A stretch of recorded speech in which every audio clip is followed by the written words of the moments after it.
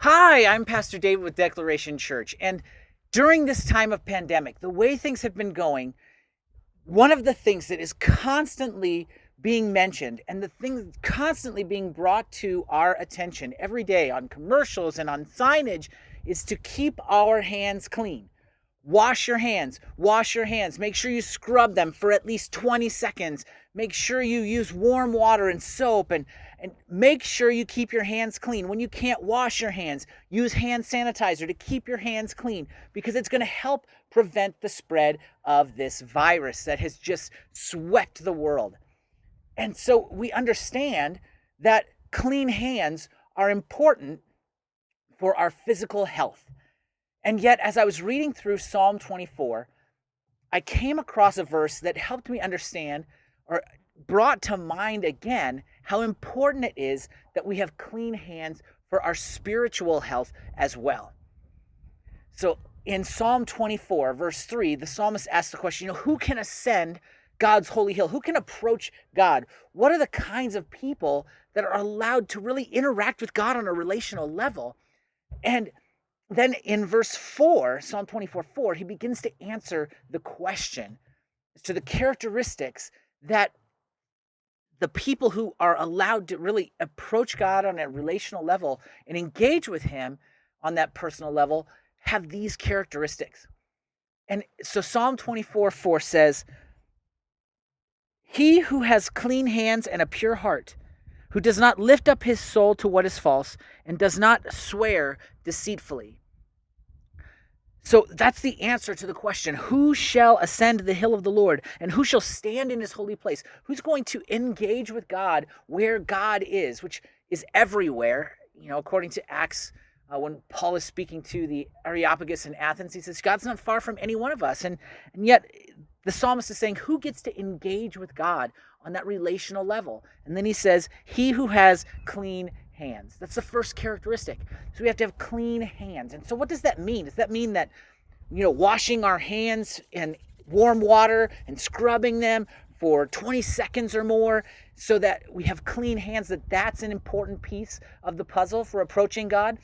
And the answer really is no. It's not about our physical hands. It's about how we live our lives.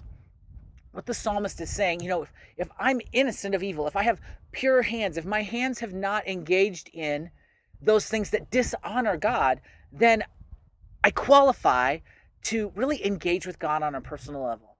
Now, I don't know about you, but I know in my life, there are times where I'm not doing the things that honor God. I do things, I say things, I hurt people. I do things that don't honor God. I do things that God specifically says are not right, are not good, that I shouldn't be engaged with. And so what do we do in that situation?